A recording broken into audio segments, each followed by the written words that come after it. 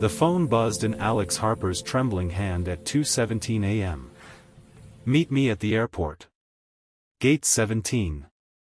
I'm done pretending.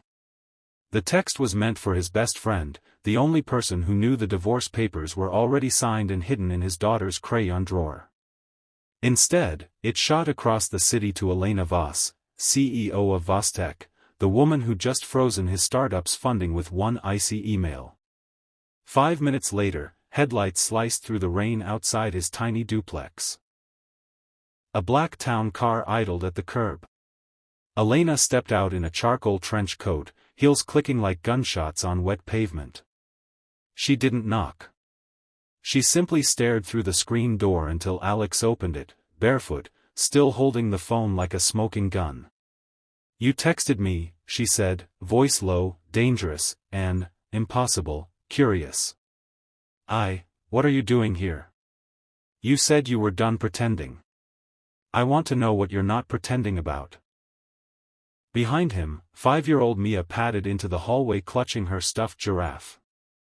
Daddy, why is the mean lady from the computer here? Elena's gaze dropped to the child, and something cracked in her perfect armor.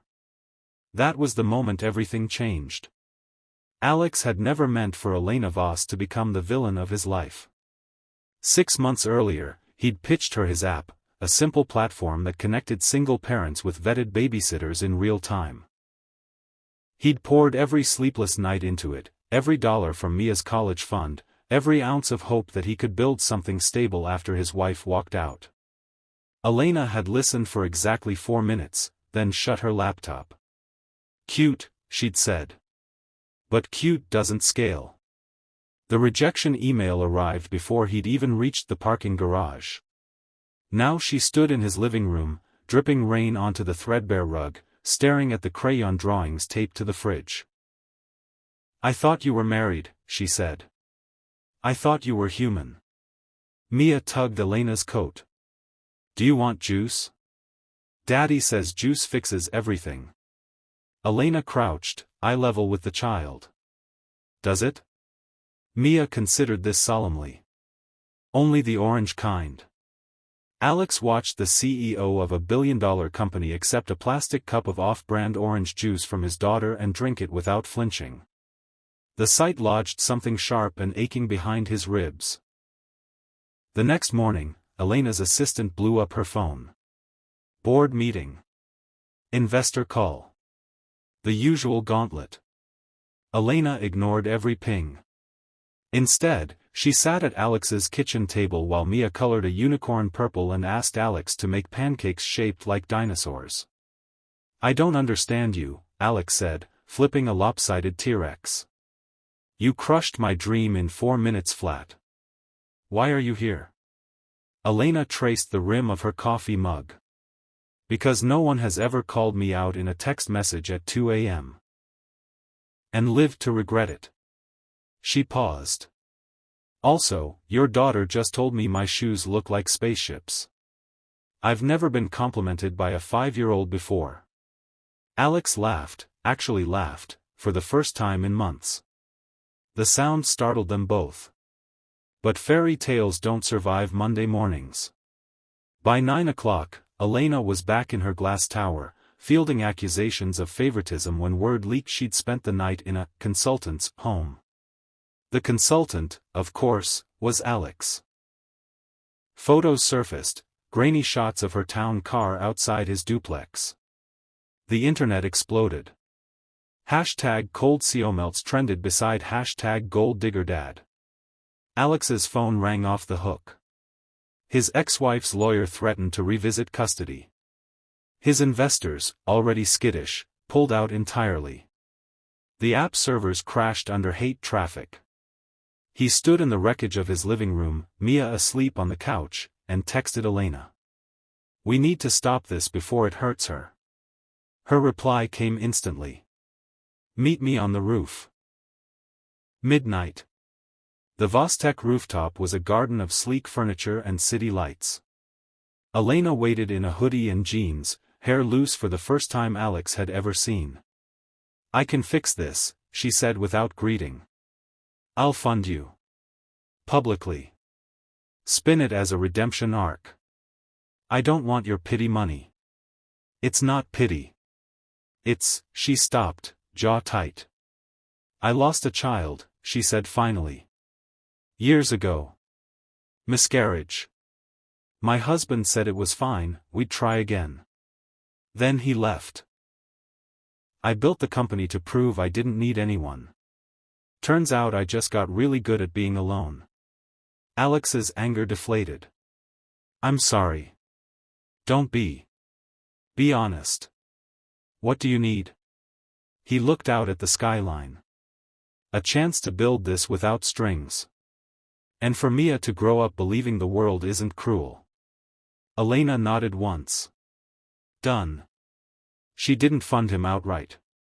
Instead, she gave him a trial, integrate his app into Vosteka's employee wellness program. If it worked for her 3,000 parents, she'd invest. No favors. No headlines. Alex worked 18-hour days. Mia learned to fall asleep to the glow of his laptop. Elena showed up unannounced with takeout and bedtime stories, reading Goodnight Moon with the same intensity she brought to earnings calls. The first glitch came when Mia's preschool called, head lice. Alex had a demo in 2 hours. Elena canceled a flight to Tokyo, showed up with a knit comb and a bottle of wine, and spent the evening picking bugs out of Mia's curls while Alex coded. You're terrible at this, he teased. I once negotiated a 9-figure merger while food poisoned in Singapore. Lice are nothing. But her hands shook when Mia fell asleep against her shoulder. Winter arrived with boardroom battles. Elena's largest investor demanded Alex's head, literally, his removal from the project. He's a liability, the man sneered. Single dad with a sob story. Elena stood. Then so am I. She played the voicemail she'd saved from the night of the miscarriage, her ex-husband's cold voice saying, "Get over it." The room went silent. The investor backed down. Alex got his funding. But victory tasted like ash when Mia asked why Daddy cried in the shower. Spring brought the real test. The app launched company-wide. Usage soared. Parents shared stories in the internal forum.